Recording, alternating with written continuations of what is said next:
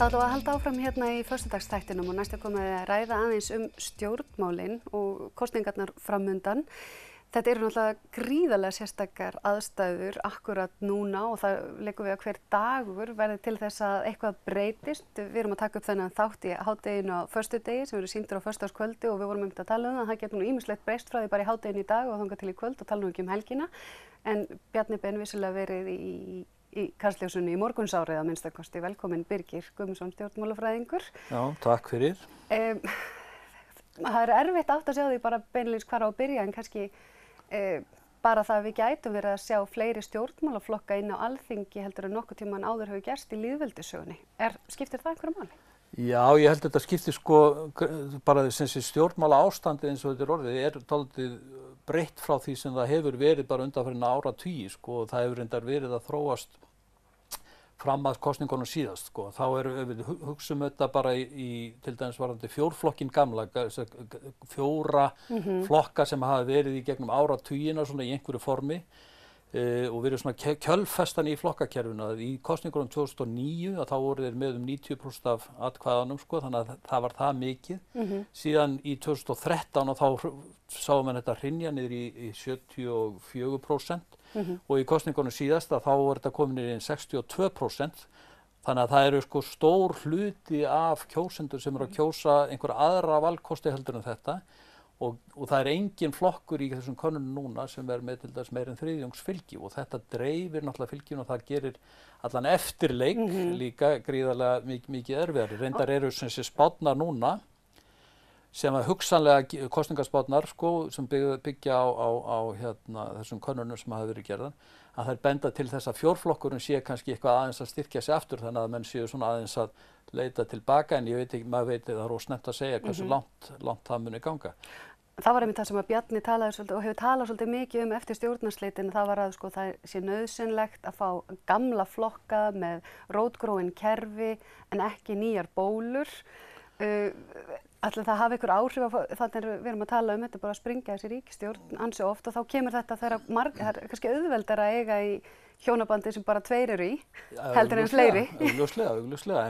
En þetta sem sé svona oft talað það sé betra að séu bara tveggjaflokkastjórnir og að það sé kannski erfiðara ef þetta eins og hægri stjórnir séu stöður heldur en vinstri stjórnir. Þetta eru svona gamlar skólabækur sem að menn hafa vitnað til en eru kannski ekki endilega alltaf í gildi lengur vegna þess að stjórnmálin hafa breyst mjög mikið og síðasta vinstri stjórn til dæmis sat allt kjörtímabilið þó að það væri eins og skraudlegt stjórn Jóhönnu.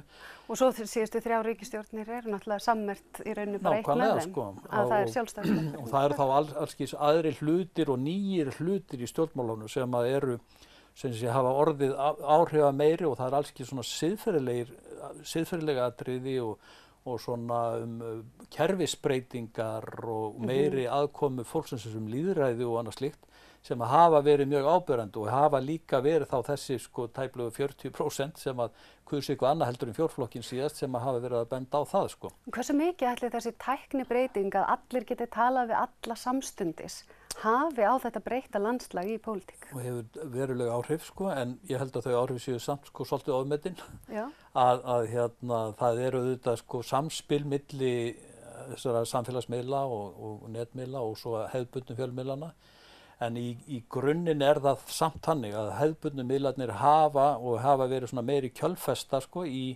í svona opinberu umræðu en auðvitað hefur þessi samfélagsmiðla umræða og netumræða gríðarlega áhrif líka á hefðbundnu miðlana og hefðbundnu miðlarnir á samfélagsmiðlana þannig að þetta sem sé svona sambland, þetta svona í rauninni orðið blandað kerfi þar sem meiri, ég voru að segja svona óvissa og það er ekki einhver einn sem getur algjörlega stjórnað umræðinu, hún getur farið í allar áttir Hvað með kosningamálin?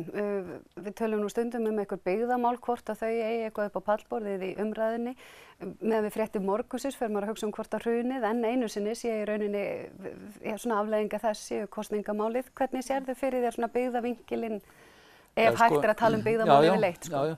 Ég held að það getur verið kannski hægt að stilla þessu upp þannig að byggðamálin séu Já, eiginlega svona eitthvað svona hugmyndafræðileg svona í bakgrunninum, sko. Það er engin flokkur sem að stilla upp, sko, einhverjum rosalega byggðaáætlun, allavega ekki ennþá. Við höfum lítið séð af málefnum reyndar ennþá vegna þess að þetta pólitíkin snýst meira og minna sjálfan sig og hverjir eru trúverðugir og hverjir ekki og hvort einhverjir, sko, séu. Það er einlega verið að svona demonísera fólk, sko, svolítið að sumir eru bara beinlínis vondir menn, sko, eða einhvern veginn óþokkar eða eitthvað slíkt, sko. Þetta er snýsthaldið þannig og er hugsanlega, sko, gæti kosningabaráttan farið eiginlega jafnvel enn lengra í þá átt.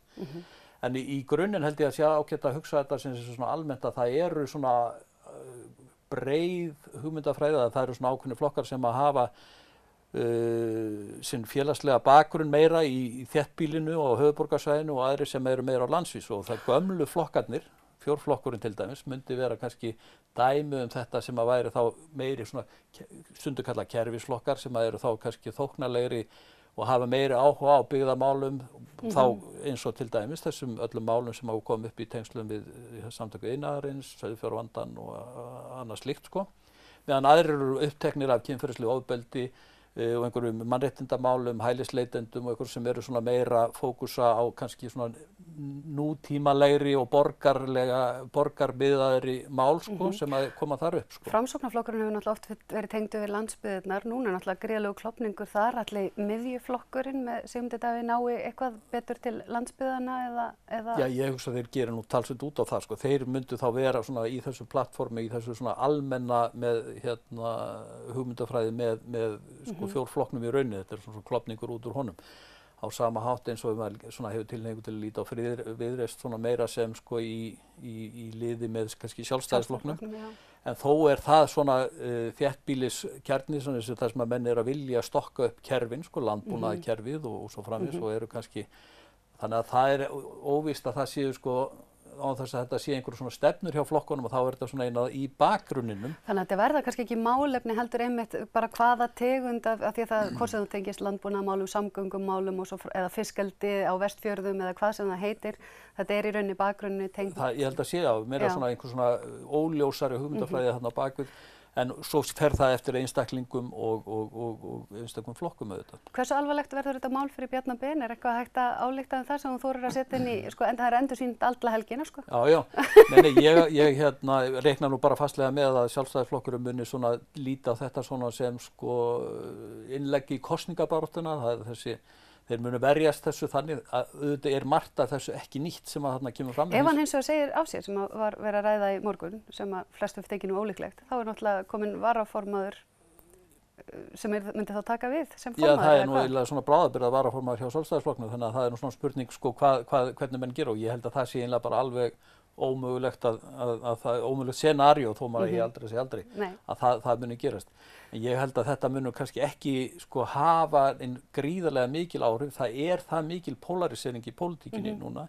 Þeir sem kjósa og kjósendur sem að kjósa hægra vinstra megin, hægra miðju, sko, flokkana, þá Framsókn, Sigmund Davíð hugsanlega og Sjálfstæðisflokkina, þeir halda sig þar og vinstri flokkarnir eru þá halda sig meira þar. Þannig að ef að þetta hefur áhrif á Sjálfstæðisflokkinn, að þá er líklegt að þetta fari þá til Framsóknar, Sigmundar, Davíðs eða þá Viðreisnar, sko, að tapið verið þangað. Síðasta spurningin, ef að framferð sem horfir með skoðanakannanir segjum að Katrín leiði næstu ríkisstjórn, er hún eitthvað sem er hugsandi að leiði 5 flokka meirihluta?